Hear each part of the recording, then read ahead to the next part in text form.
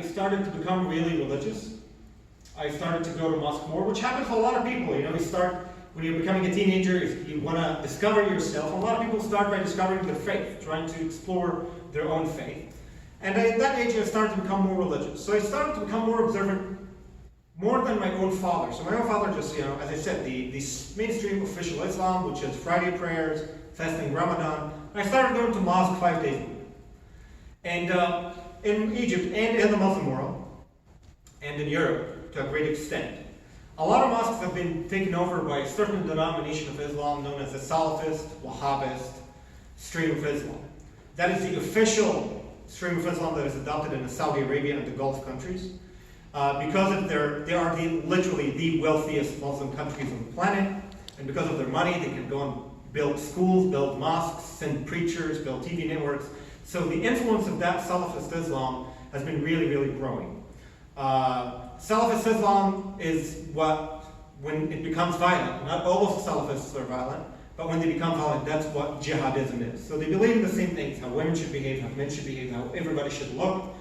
Some of them are not violent, some of them are. So I started going to mosque, and most of the mosques were Salafists. And this particular Imam, Sheikh Muhammad Hussein Aboubakr, was my hero. He was my favorite Imam at the time. He has millions of followers across the Muslim world. He's Egyptian. And this is one of his sermons about the Jews. هي دي أنه ينبغي أن نعتقد عقيدتك في اليهود أن القتال معهم دائم ولن ينتهي حتى القتال الأخير. ودي الرابعة في عقيدتك في اليهود أنهم سنقاتلهم وسنهزمهم وسنستأصل شأفتهم فلا يعود على ظهر الأرض يهودي واحد. ليس لأنني أقول ذلك بل هي بشارة. I hope the subtitles are clear. So we will fight them, we will annihilate them, and we'll make sure that not a single Jew is left on the planet. A holy salvific mission. It is a messianic claim. It is metaphysical in a lot of ways. All the problems of the world are because of the Jews. And as the children of light, as the true followers of God, it is up to us to clean the planet of all of those plagues, and by which to usher the final salvation. And I believe in this completely. I believe that, we are in a holy mission, right? To clean the planet from that filth, the Jews. And if you think about it, this is ultimately at the core of any form of anti-Semitism, whether religious or Islamic or not. That salvific messianic belief that Jews are the problem of all plights and ills of the world, and the ultimate salvation of all the Jews is what is needed to usher in the final peaceable kingdom. That is also Nazism, right? That building the Third Reich, the glory of Germany, wouldn't come before curing Germany from that vermin infestation. Of course, I didn't know about Nazism or any of that then. I just believed what he said. Another example, this time is from a Saudi cleric. هم اليهود لعنهم الله وغضب عليهم وجعل منهم القردة والخنازير. So, these are the Jews. It's not just that they are evil, they are not even human. They are apes and pigs. They are subhumans. A lot of people here are Jewish, so you know that pig is a serious insult in the Middle East. It is the filthiest of animals. So they are not human. They are not even a normal animal. They are a pig. That also I believe. This is the last example. This one from Iraq. I'm trying to diversify so you understand also that I'm not talking about just a single experience from Egypt. It's across, and this one is a Shia scholar.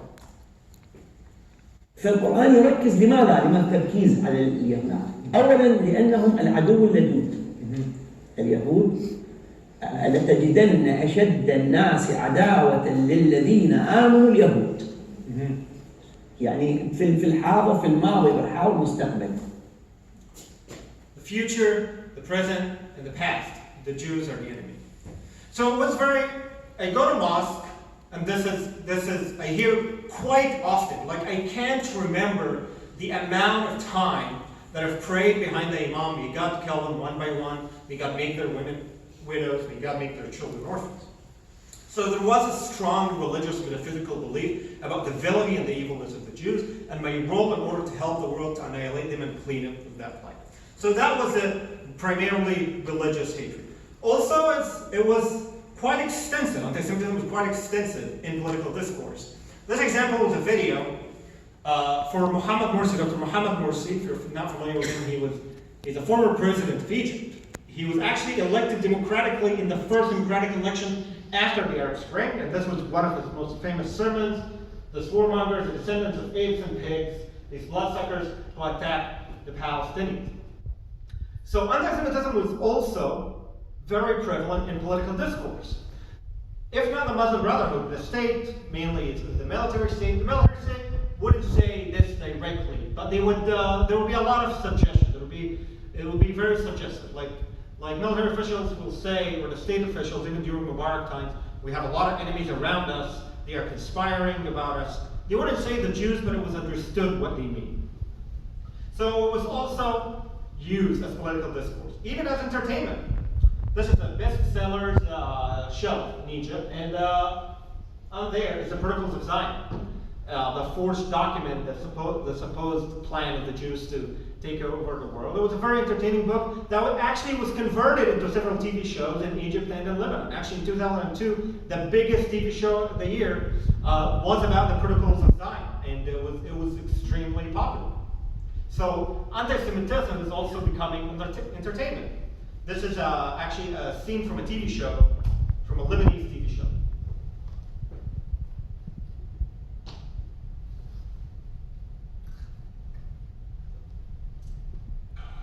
اصلا احنا في عندنا مهمه القياده ولازم ننفذها بسرعه. ايه؟ شو هي؟ اسمع، بدنا دم طفل مسيحي قبل الفصح مشان الفطير. So it's not even enough to have our own form of anti-Semitism. We're also importing European anti-Semitism. Blood libel is a Christian medieval European libel. It has nothing to do with the Muslim world. It has nothing to do with Arabs. The main victim of it is a Christian child. But we also imported that, and we made an entire TV show about that, the blood libel. So this is how vile anti-Semitism is. It's a complete social neurosis. It's a neurosis that becomes prevalent, that everybody's engaged in, maintained by a paranoia, which is now maintained by the group. Everything is a Jewish conspiracy. This is a Jewish conspiracy, an Israeli conspiracy. To the extent that you see absolutely absurd and ludicrous patterns of thoughts about Mossad spy dolphins and Mossad trained sharks. It's absolutely neurotic. It's hilarious in a way, but I actually saw this when I was little, and I thought it was true, like many, many others. And it's just absolutely fascinating for imagination of a child. Think about this for a second. Imagine that you were born in a world that believes in a supervillain. Let's take any supervillain from popular culture. Count Dracula, Darth Vader, Lord Voldemort. You were born in a world, and you were a child, that believes that Lord Voldemort is real. It's absolutely, everybody believes that they are real. And it's up to you, and you're Harry Potter, it's up to you to save the world. It's a fascinating, powerful story for the imagination of a child. It's absolutely powerful, and this is why ultimately we explain reality to children using fairy tales, because children have such a powerful imagination that they can identify with it. So the story of the world, as we're the good people of Middle Earth, and the Jews are the dark forces of Mordor, that we have to clean the world from, was absolutely powerful, and they loved it as a child. I was obsessed with it. I was obsessed with it.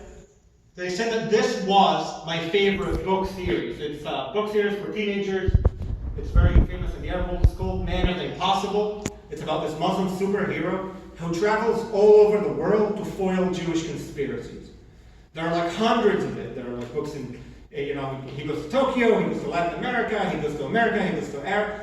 And as you can see, that woman on the cover is the main nemesis. His main nemesis. It's Sonia the Jewess. And he goes all around in order to save the world from her. And they loved it. And that was absolutely my childhood.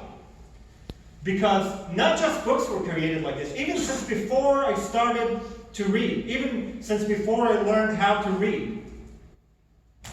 This was on TV.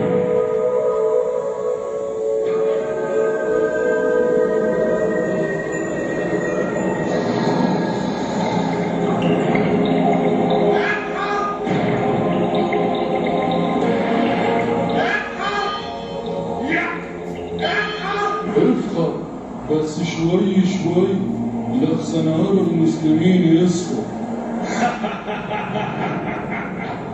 عرب مين والناس نايمين؟ العرب المسلمين كلنا اطلع حبيب ولا يهمك.